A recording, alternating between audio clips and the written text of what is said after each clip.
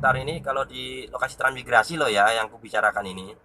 Itu kalau kebun karet paling sekitar 30 sampai 35 juta per hektarnya. Itu sudah sertifikat karena tanah transmigrasi ini sudah ada sertifikat hak miliknya.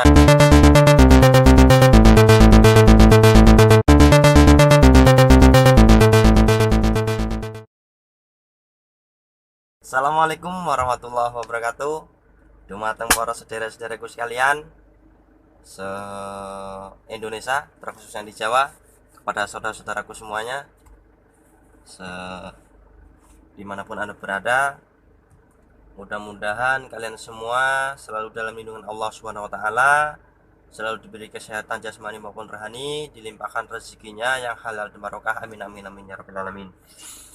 Sedulur-sedulur sedanten saudara-saudaraku semuanya dimanapun berada, jadi pada video kali ini aku ingin berbagi cerita lagi. Jadi kebetulan aku ini lagi mau berangkat kerja kan gitu. Ini mobil perusahaan, jangan salah paham, mobil perusahaan, bukan mobil aku pribadi. Doain aja mudah-mudahan nanti bisa kebeli mobil ya. Amin amin amin ya rabbal alamin. Jadi aku ingin berbagi cerita. Di sini nih yang banyak tuh kalau merantau ke Sumatera itu usahanya apa sih mas? Tergantung. Jadi kalau kita mau berkebun, bisa di sini berkebun kopi, berkebun sawit, berkebun karet, menanam cabai, nanam sayuran bisa. Terus kalau mau yang basicnya di bangunan, mau kerja bangunan bisa. Kalau yang ada basic kerja kantoran, mau kerja kantoran bisa di leasing, di perusahaan perkebunan, di tambak udang, di PLN dan lain sebagainya lah, tergantung nasib kawan-kawan semua nanti diterima apa enggak. Setidaknya peluangnya di sini ada gitu. Terus gajinya berapa di sana itu mas? Katanya. Kalau kerja ya kalau kita berkebun ya tergantung dengan hasil perkebunan kita. Kalau kopi kita panennya setahun sekali. Ya, kalau semakin lebar kebun kopi kita ya semakin lebar, semakin banyak penghasilan kita gitu. Kalau harga kopi di sini 18 sampai 20 ribu. Itu yang kering.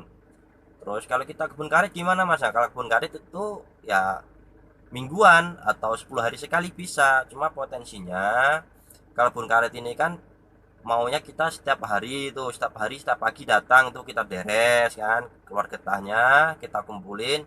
Kalau di sini rata-rata 10 hari sekali, per hektarnya itu lebih kurangnya 1,5 sampai 2 kintal 200 kilogram, dengan harga sekarang per kilo itu hampir 10.000. Nah kalau kita di sana belum ada modal mas, terus pengen usaha, ya di sini ada juga yang udah terlalu banyak kebun karetnya, jadi di parokan, bahasa parokan tuh bagi hasil. Jadi 50-50. Misalnya kita di sini belum ada kebun, jadi kita mau paruh hasil gitu kan. Punya teman-teman yang sudah ada di sini sebelumnya bisa. Jadi 50-50. Kalau kita dapat 1 juta ya 500.000 seorang kan gitu. 500 untuk tuan rumah, 500 untuk kita yang kerja. Pemupukan ditanggung biaya bersama. Kalau di sini seperti itu. Kalau sawit ya per 3 minggu sekali kita panen kan gitu. Terus kita kalau kita ada modal dikit mas mau beli kebun di sana atau gimana, bisa di sini harganya masih kejangkau.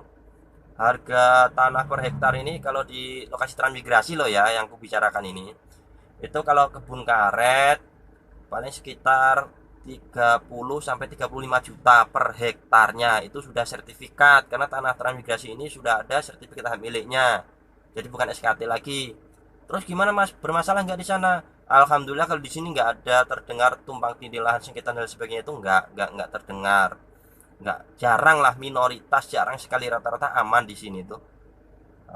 Bisa itu dengan modal 30 sampai 35 juta itu kita mau beli kebun tuh.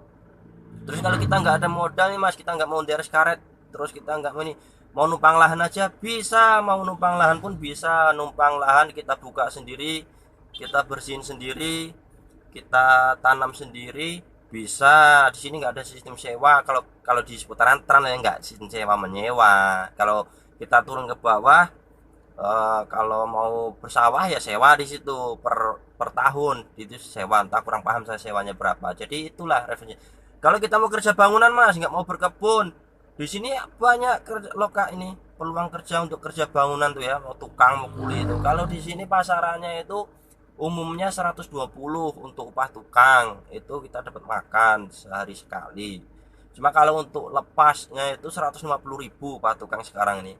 Kalau untuk kulinya 80.000 sampai 100.000. Itu kalau di pribadi, kalau di proyek-proyek saya kurang paham juga karena kebetulan kemarin tuh ada rezeki dikit buat buat gubuk lah. Itu tukangnya itu udah ini rata-rata di situ 120 sampai 150.000 tergantung kita mau nanggung makan atau mau lepas kan itu kalau kita mau kerja bangunan berkebun lah ya. Terus Mas sendiri kerja apa? Alhamdulillah kerjanya serabutan serabutan kan gitu. Jadi di kerjaan pokoknya memang masih di perusahaan swasta kalau saya kan salah satu perkebunan kelapa sawit. Terus di luar pekerjaan itu kalau di hari-hari libur ya berkebun juga investasi, namanya kita karyawan ini kan ada kalanya kita capek, kita udah sampai di hari tua kita sakit kan, ada kalanya kita nggak produktif lagi, jadi kita antisipasi, jadi kita investasi lah, beli tanah untuk berkebun. Kalau aku sendiri ngebunnya ngebun jengkol karena kebetulan jengkol itulah yang bisa aku rawat dengan waktuku yang sangat minim kan gitu kan, karena kalau mau kopi itu luar biasa sekali butuh waktu mau dibersihin dan sebagainya kan gitu. Cuma kebetulan jengkol itu nggak seberapa ekstra waktunya, kita datang seminggu sekalipun nggak apa-apa, yang penting bersih jengkol dengan pinang kan gitu. Jadi kawan-kawan semua kalau memang mau minat atau penasaran mau merantau ke Sumatera khususnya di Bengkulu Kabupaten Kaori ini, ya itu bisa digunakan untuk referensi untuk pertimbangan. Dan kalau memang ingin tanya-tanya lebih lanjut bisa nanti chat aku via WA atau telepon pun bisa kan seperti itu. Kalau mau ya ada yang basicnya dulu pernah ditambah udang, di sini pun ada tambah udang banyak juga, tambah udang banyak juga. Kalau yang hobi ngolah-ngolah wisata di sini banyak objek wisata yang bisa diolah, sewa kita olah kita buat apalah untuk acara-acara keluarga itu bisa di sini ada juga. Cuma pantai mau wisata air terjun pun di sini ada beberapa titik yang belum seberapa maksimal develop. Mungkin kalau teman-teman mau investasi ada ide-ide untuk ikut mengembangkan di sini bisa juga. Nantilah kita ada sesi selanjutnya, kita ada video selanjutnya kalau kita mau bahas lebih jauh mengenai peluang peluang usaha atau peluang investasi untuk pengelolaan objek wisata mulai dari pantai, air terjun dan lain sebagainya nanti. Jadi untuk video kali ini aja dulu yang bisa aku bagi sama kawan-kawan, yang bisa aku ceritakan sama kawan. Lebih lanjut lagi bisa tanya melalui nomor aku yang ada di bawah ini. Jadi mohon maaf apabila ada tutur kataku yang kurang berkenan, yang kurang enak didengar. Jadi saya mohon maaf. Kalau memang bosan dengan orangnya, tutup matanya, dengerin ceritanya aja. Ambil manfaatnya, buang jauh-jauh yang jeleknya. Jadi saya akhiri. Wabillahi taufiq wal hidayah. Wassalamualaikum warahmatullahi wabarakatuh. Assalamualaikum.